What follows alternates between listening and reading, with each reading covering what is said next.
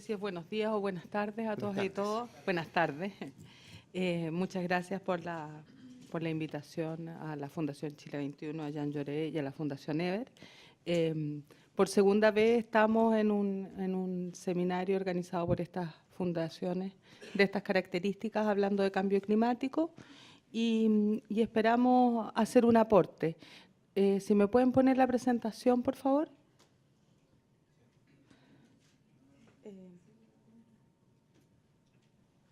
¿Quiere inalámbrico? No sé, yo pensé que estaba cargada. Parto entonces yo, mientras cargan la presentación, me voy a parar y voy a pedir un inalámbrico. Eso.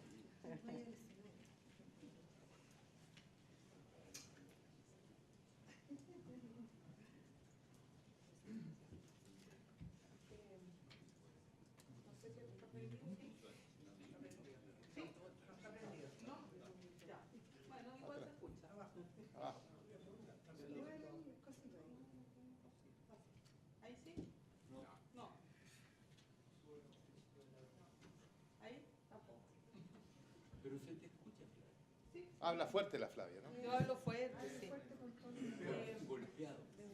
Bueno, lo primero que quiero contarles es que, como Pato ya dijo, yo voy a hablar en nombre de la Mesa Ciudadana de Cambio Climático. Y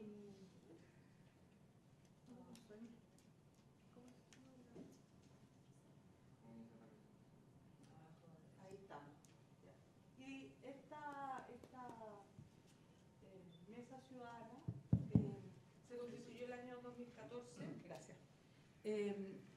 Y la verdad es que llamamos a distintas organizaciones, desde Fundación Terram, donde yo trabajo, con la idea de sumar acciones ciudadanas que estaban dispersas para aportar y presionar hacia que se logre un acuerdo mundial este año, en 2015, para también de alguna forma presionar a nuestro gobierno para que tengamos compromisos más ambiciosos en la reducción de emisiones de gases de efecto invernadero, para educarnos y ayudar a educar ciudadanía, y para visibilizar las deficiencias de la política pública nacional y vincular las acciones nacionales con los compromisos internacionales que desde nuestra perspectiva están desvinculados.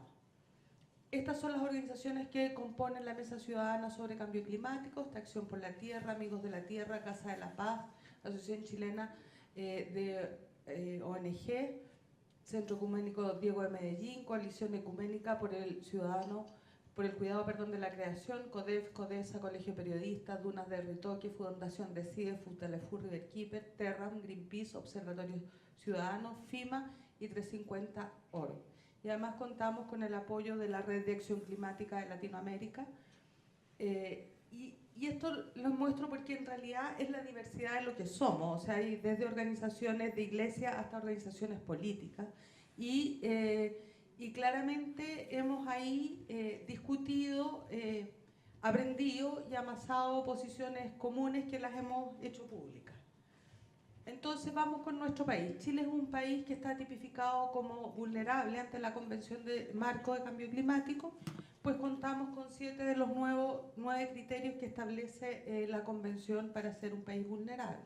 Y esto es poseer zonas costeras bajas, zonas áridas, semiáridas, áreas susceptibles a la deforestación, erosión, a los desastres naturales, a la sequía, a la desertificación, áreas urbanas altamente contaminadas y ecosistemas frágiles. Todo eso tenemos y sabemos que lo tenemos, ¿ya? Y bueno, y los estudios nacionales proyectados indican que habrá hacia el año 2100 habrá una intensificación de la aridez en la zona norte y un avance de la desertificación de norte a sur, reducción de precipitaciones y aumento de las temperaturas. Y por eso, si uno se mete ya al mundo más empresarial, comercial, sabemos que, por ejemplo, los viñateros están comprando terrenos en Puerto Montt porque las viñas se van a trasladar a esa zona. Pero no solo somos un país vulnerable frente al cambio climático, somos un país, y lo puse entre comillas, porque de desastres naturales. Porque en realidad somos un país de fenómenos naturales, un país que por su condición geográfica, geológica del territorio, lo hace estar expuesto recurrentemente a cierto tipo de fenómenos, terremotos, tsunamis, erupciones volcánicas, aluviones, remociones en masa, y también a eventos hidrometeorológicos, como son sequías e inundaciones, a veces producto del niño o la niña. Y eso nos genera una condición mayor aún de vulnerabilidad que solo la del cambio climático, y a la cual como país no hemos puesto nada de atención, y menos nuestros gobiernos.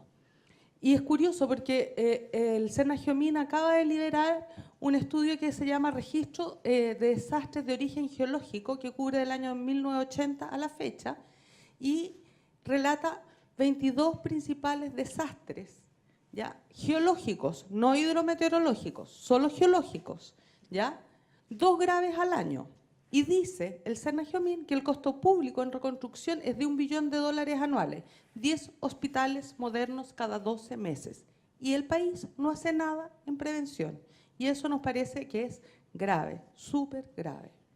Y como les decía, esto debemos sumar los efectos del cambio climático.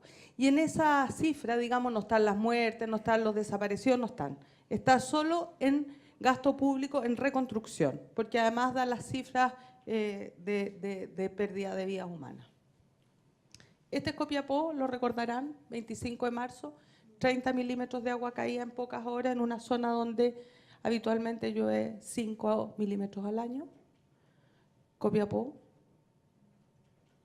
Tocopilla, reciente, también 20 milímetros de agua, perdón, acá es donde caen 5, en Copiapó caen 20 al año, 30 al año. Las medias anuales me equivoqué. En pocas horas. Y entonces, ¿qué hacemos con esto? ¿Ya? Porque la verdad es que ahí cuando hablaba el alcalde temprano yo decía, bueno, aquí la gestión local tiene mucho sentido, el trabajo territorial, el trabajo de prevención, en generar redes de contención, pero también infraestructura apropiada, tiene mucho sentido. La planificación territorial, el ordenamiento territorial, que le gusta al Pato, tiene mucho sentido. Entonces, de esto tenemos que hacernos cargo, no solo del cambio climático. No podemos, desde nuestra perspectiva, mirar las cosas en forma separada. Y Chile tiene ciertas particularidades. A diferencia de los países de Latinoamérica, nuestras emisiones provienen del sector energía. Los otros países de Latinoamérica vienen por cambio de uso de suelo. Acá vienen por energía, electricidad y transporte. ¿Ya? Chile se comprometió el año 2009 en la 15 Conferencia de las Partes de Cambio Climático a reducir una desviación de un 20% de las emisiones de gases de efecto invernadero para el año 2020, teniendo como base el año de emisión 2007. Y este es el proyecto este compromiso fue hecho por la entonces ministra Analía Uriarte, después ratificado por la ministra de Medio Ambiente del gobierno de Piñera, la María Ignacia Benítez, y nuevamente ratificado por este gobierno. Sin embargo, nosotros siempre hemos dicho, tomar el año 2007 es un año base de bajas emisiones, y el planteamiento en general que hizo Chile, si bien asume un compromiso, y eso hay que destacarlo, no teniendo la obligación de hacerlo, no es un compromiso muy ambicioso. Y en base a eso, a este compromiso, se desarrolla el proyecto MAPS Chile, que se hizo referencia hace un rato y al cual me voy a referir un poquito más adelante. Pero hasta ahora, todo esto que tiene que ver con reducción de emisiones, todo esto que estamos hablando tiene que ver con reducción de emisiones de gases de efecto invernadero y, por lo tanto, más bien con el ámbito de la mitigación. Sin embargo, esto tiene que ver con otra cosa que está relacionada con el cambio climático y se llama adaptación. La adaptación tiene que ver con prepararse para hacer frente a eventos climáticos extremos. Si bien reducir emisiones es importante en el concierto global, para Chile como país, dado que es vulnerable y que está Es un país que, además, por su geología, sufre eventos o fenómenos geológicos recurrentes. Tenemos que prepararnos en adaptación. Seguimos con nuestros eventos. Incendios forestales en los veranos del 2014 y 2015 fueron tremendos, todos lo sabemos. 7 años de sequía.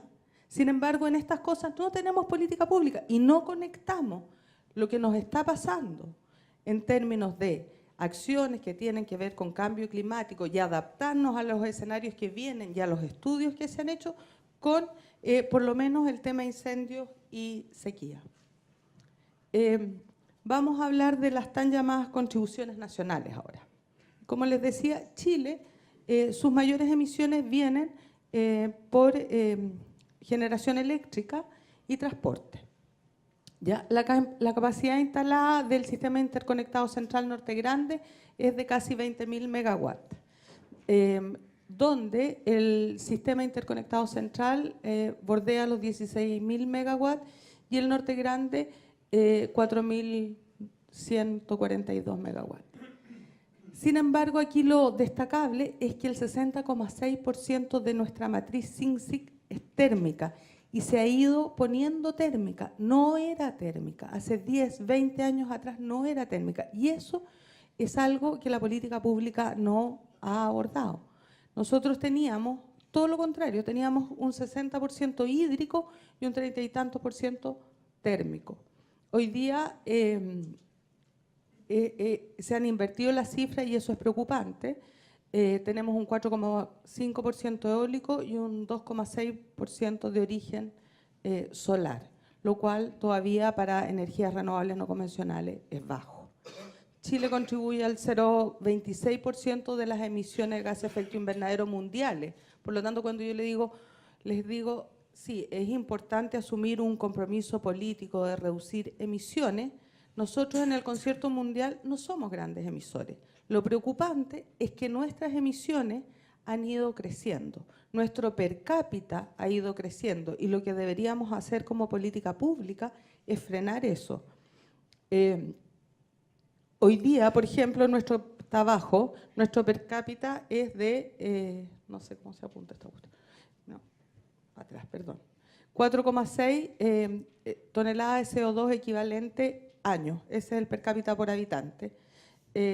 Al año 2020 está proyectado que sea 5 toneladas de CO2 equivalente y al 2030 cerca de 8 toneladas de CO2 equivalente.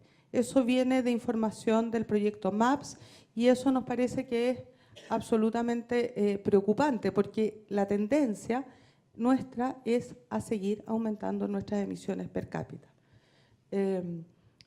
Y del transporte público en realidad no me voy a referir porque ya el desastre que tenemos en transporte público en este país requiere una reingeniería absolutamente mayor.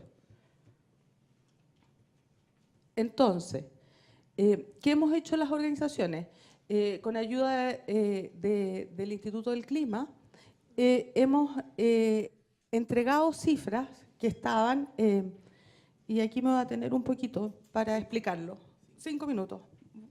Capaz que me pase un poquito, pero el gobierno de Chile hizo un proyecto que se llamó Anteproyecto de Contribuciones Nacionales y en teoría lo sometió a consulta pública.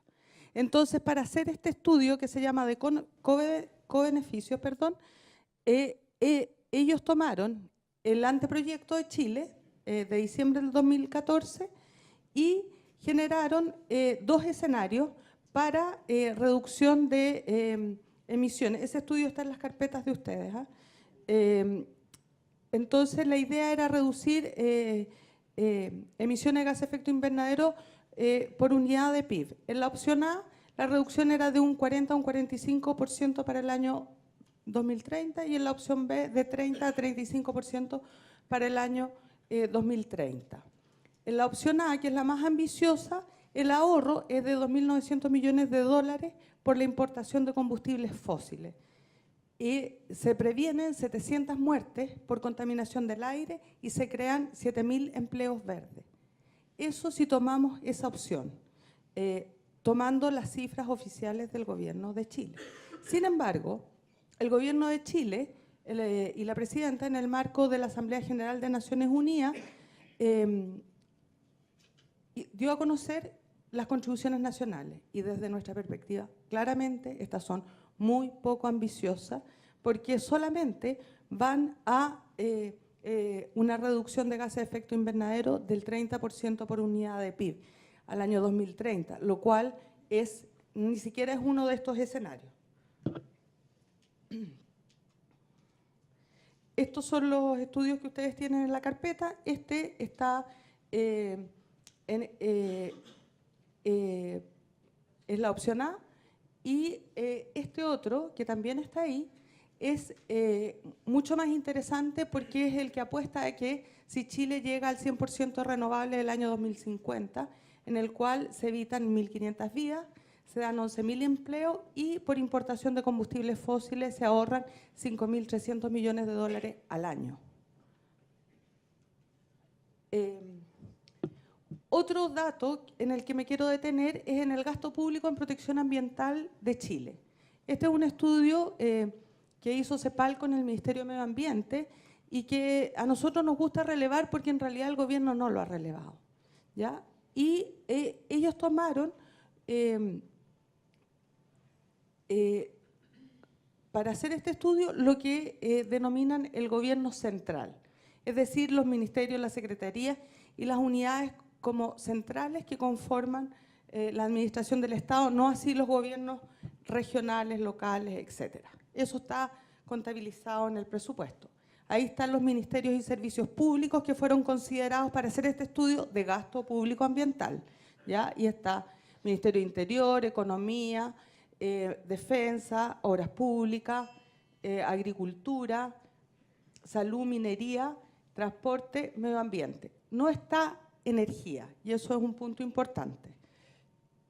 Sin embargo, hay ministerios como Educación donde se asume que toda la plata que tiene CONICYT es un gasto público ambiental, cuando todos sabemos que la ciencia no es un gasto público ambiental. Por lo tanto, también aquí hay matices. Entonces, este es un parámetro que nos da una guía.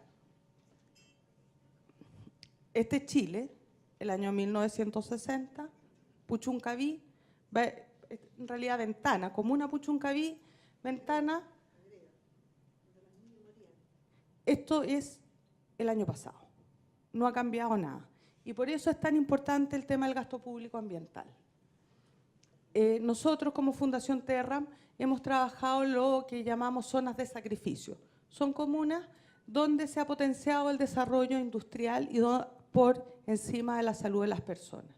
Y eso es Tocopilla, Huasco, Puchuncaví, Coronel Quintero, donde hay intensa actividad termoeléctrica que está vinculada evidentemente a esta gran generación de gases de efecto invernadero de la cual somos responsables como país en el sector generación eléctrica.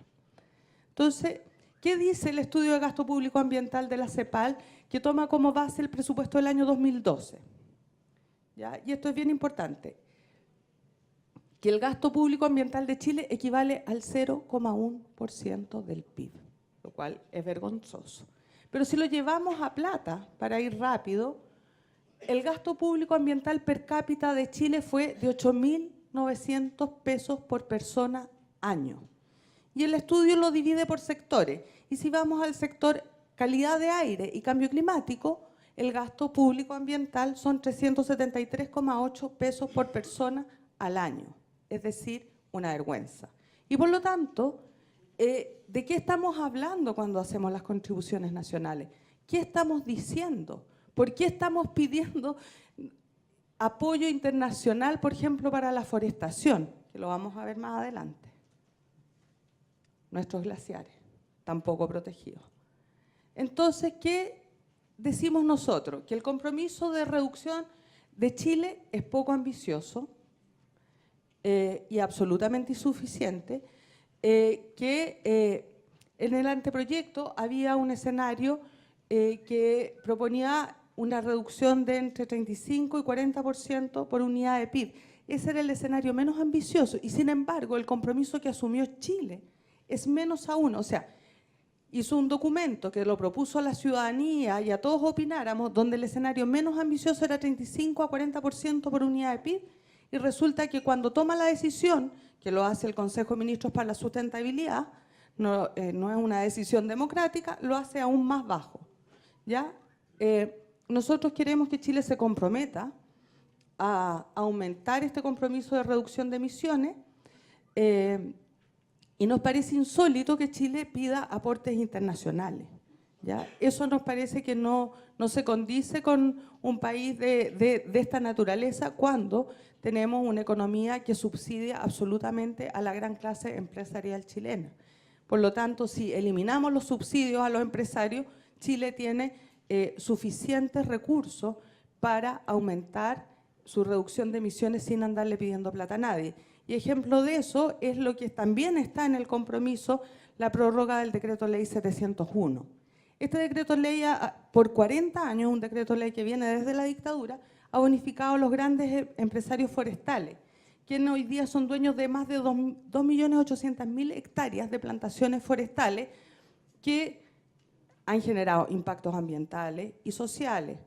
Hay problemas con el agua, pobreza, me soplan acá, etcétera, conflictos con las comunidades indígenas, tremendos conflictos. Pero bastarían que nosotros invirtiéramos lo mismo, o sea, que el Estado siguiera manteniendo la bonificación para asumir un compromiso mucho más significativo que el que hizo. Chile hizo un compromiso de forestar 100.000 hectáreas al año 2030. Sin embargo, si uno divide solamente dividiendo esas 2.800.000 hectáreas por 40 años, podríamos forestar 70.000 hectáreas al año. Y por lo tanto, realmente en ese sentido nos parece insólito que el país pida o la presidenta pida dineros internacionales.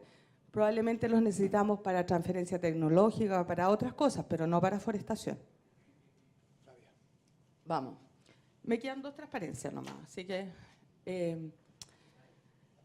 bueno, las críticas que tenemos nosotros al proceso donde se establecieron las contribuciones nacionales, lo primero es que el gobierno ha dicho que este es un proceso que contó con participación ciudadana y nosotros sabemos que eso no es así. Las contribuciones, el anteproyecto de contribuciones nacionales se colgó en la página web del Ministerio para que quienes fueran capaces dijeran algo. Hubo 250 observaciones en un país de más de 17 millones. Si eso es participación ciudadana, no sé. Yo creo que son opiniones que gente que entiende el tema puede hacerlo. Nosotros lo hicimos como Mesa Ciudadana y como organizaciones. Sin embargo, nunca recibimos respuesta de si nuestras observaciones y nuestras propuestas fueron acogidas. Hasta el día de hoy no las hemos recibido, a pesar de que le hemos mandado carta al ministro de Medio Ambiente y lo hemos hablado con el subsecretario. Por lo tanto, entendemos que aquí no hubo un proceso de participación ciudadana donde se capacitó a la gente, se hizo talleres, sino que si colgar un texto en una página web de participación ciudadana, tenemos una seria diferencia con el gobierno. Nosotros creemos que el país, en la política pública interna, debe hacerse cargo de disminuir la carga contaminante en la zona de sacrificio, generar una normativa de fiscalización más exigente para disminuir la contaminación local, tanto en las zonas de sacrificio como en las zonas afectadas por los contaminantes climáticos de vida corta, que son las afectadas por la leña. Garantizar los derechos humanos, salud, educación, vivienda, medio ambiente, acceso al agua, entre otros. Eso es realmente importante desde la perspectiva del cambio climático. Y finalmente, nuestras reflexiones y propuestas. Queremos y creemos que los compromisos asumidos hacia París son un punto de partida. Y en ese sentido estamos dispuestos a seguir trabajando, pero este punto de partida tiene que ser incorporado al presupuesto de la Nación. Nos caracterizamos por hacer compromisos que no tienen financiamiento. Todos los documentos que ustedes puedan revisar que ha hecho el Gobierno de Chile sobre cambio climático no tienen financiamiento. La estrategia, el plan de acción, el plan de biodiversidad, etcétera, no tienen financiamiento. Y por lo tanto, son documentos que nos permiten cumplir cuando alguien mira si tenemos el documento hecho. Pero la verdad es que si eso no está reflejado en el presupuesto, no ocurre. Entonces, eso nos parece que es importante. Lo segundo es que queremos que los compromisos de Chile sean revisados cada 4 años con el propósito de generar compromisos más ambiciosos. Creemos que es importante adoptar o incorporar la adaptación como un tema central a partir del año 2015, o sea, desde ahora ya. Nosotros no podemos, como país, dado las características que tenemos frente a los fenómenos naturales, a los desastres naturales, a la vulnerabilidad, al cambio climático, esperar al 2020. Y en ese sentido creemos que los Objetivos de Desarrollo Sustentable nos plantean que podemos como país generar acción local en relación a cambio climático, recuperación de océanos, ecosistemas terrestres, etc. Pero todo esto con financiamiento público. Y finalmente queremos que el gobierno, porque esto lo tiene que hacer el gobierno, se comprometa en el más breve plazo a impulsar que el Parlamento apruebe una ley de protección de glaciares efectiva. No la que hoy día está en el Parlamento, que no protege nada, protege lo que ya está protegido. Y además que cuente con el financiamiento para hacer los estudios necesarios. Y también queremos contar con una nueva ley o código de agua que garantice el acceso humano al agua, que hoy día no está ocurriendo en el proyecto de ley en discusión. Y finalmente nos sumamos a lo que dijo Valentina, que es necesaria una ley de cambio climático. Y es necesario justamente porque una ley afianza financiamiento. Sin una ley difícilmente se van a poder ejecutar acciones locales de adaptación, y por eso queremos que en el periodo 2015-2020 exista o el gobierno envíe al Parlamento y se apruebe una ley sobre cambio climático. Gracias. Muchas gracias, Flavia. La voz ciudadana se hace presente.